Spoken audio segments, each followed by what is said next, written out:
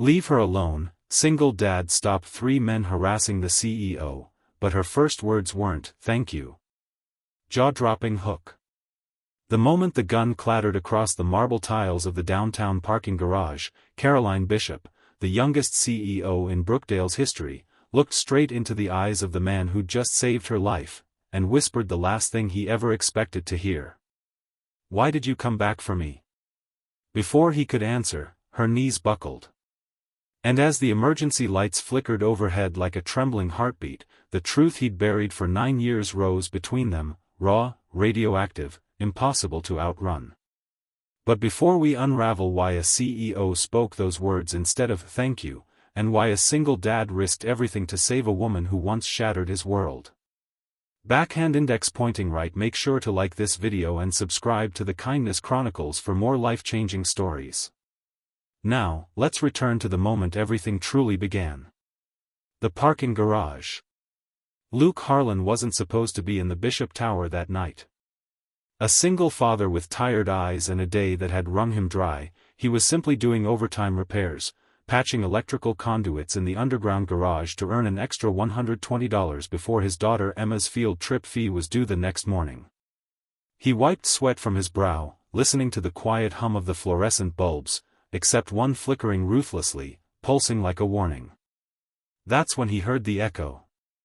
Not the kind that belonged to footsteps or dropped keys. This sound was sharp, brittle. A woman's voice, tight with fear. "Let go of me." Luke froze. He knew that voice, though he hadn't heard it in nearly a decade.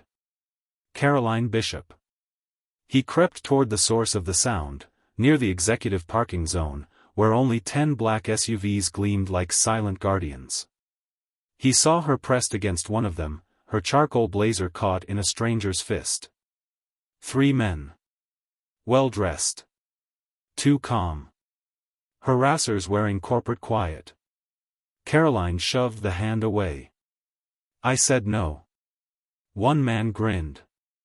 "You think being CEO means you're untouchable? Everyone knows you fire people without blinking. We're just talking." Talking. Luke felt a heat climb his spine. A familiar instinct, equal parts protector and ex-Marine, settled into his bones. For 9 years, he'd avoided her, avoided the company she ran, avoided the ghost of who he used to be. But some lines were written deeper than history. He stepped forward. "Back off," he said. The men turned.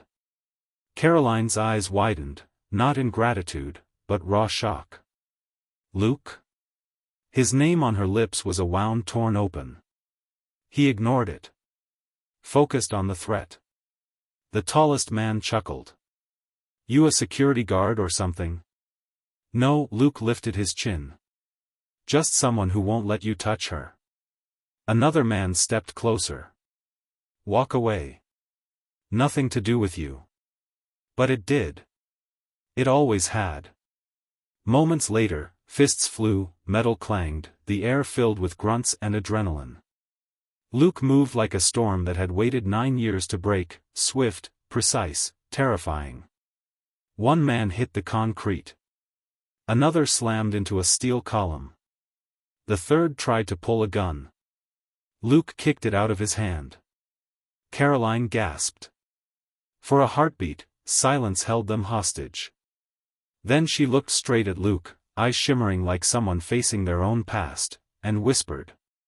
"Why did you come back for me?" Not, "Thank you." Not, "Are you okay?" Just a question laced with guilt and something deeper. Luke's chest tightened. He expected relief, anger, anything but that. "I didn't come back," he said coldly. "You were in danger. That's all." But they both knew that wasn't the whole truth. Security arrived late, sirens blaring. Statements were taken. The 3 men were escorted away. A shaken attendant offered Caroline water, she refused. When Luke tried to leave, she stepped in front of him. "Don't walk away." "Not again." Again. A single word, heavy with 9 years of unresolved ache. Luke didn't respond. He couldn't. She reached for his arm cautiously. Luke, please, can we talk? He shook his head. I have a daughter waiting. Caroline's expression faltered, a flicker of pain he wasn't prepared for. You have a daughter? Luke turned away before she could ask more. He needed distance. He needed air. He didn't know. But while he walked toward the maintenance lift, Caroline whispered to herself, voice trembling. He still doesn't know the truth. And the truth was burning a hole straight through her. The truth beneath the city. Luke picked up Emma from Mrs. Albright's apartment, still shaken but forcing a smile. Emma, 8 years old, bright as a sunrise drawn in crayon, ran into his arms. Daddy! Did you get the extra money? He ruffled her hair. Almost, kiddo. She hugged him tight, unaware his hands were still trembling.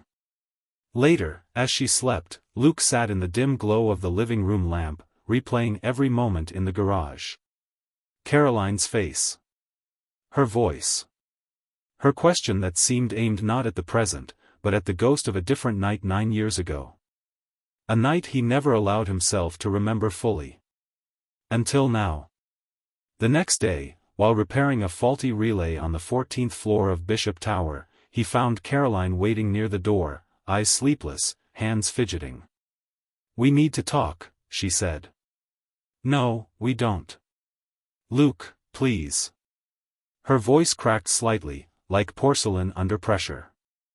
It wasn't what you think. It never was. He exhaled sharply. I don't have the luxury to dig up the past. I'm just trying to raise my kid. Caroline's breath caught. You really don't know, do you? Know what? She closed her eyes, steadying herself, then guided him into her office. Floor-to-ceiling windows painted the city in morning gold. Luke, she whispered, the night you disappeared. I didn't fire you. He froze. The words felt impossible. You got the termination notice, he said flatly. HR escorted me out. That wasn't me. Her voice broke. It was my father. Luke stiffened. Caroline continued, pain spilling into every syllable. My father found out we were seeing each other. He said you were beneath the family name. He forced HR to create a falsified conduct report.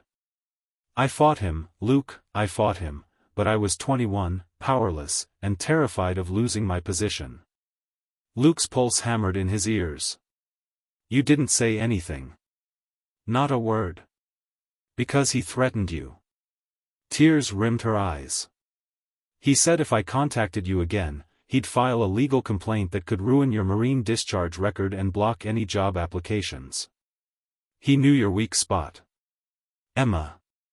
Even back then, she wasn't born yet, but Luke always dreamed of being a father one day, and her father knew that. I tried to find you years later, she whispered. But you'd vanished from Brookdale. Luke stepped back as if struck. All those years he'd blamed her. All the bitterness he carried. All the nights he told himself she'd chosen power over love. Caroline took a shuddering breath. When I saw you last night, I wasn't shocked you saved me. Luke, you've always been the person who protects people. I was shocked because, after everything, you still ran toward me. He swallowed hard, throat tight. I didn't come for you, he said, almost convincing himself. I came because it was the right thing. I know, she said softly. That's why it still matters. A quiet stretched between them, fragile as blown glass. Then her gaze shifted. Luke, you said you have a daughter? He nodded cautiously. Emma. Caroline's lips trembled into a sad, quiet smile. Is she 8? Yes. Why? Caroline turned to her drawer. Pulled out an envelope yellowed by years. Handed it to him.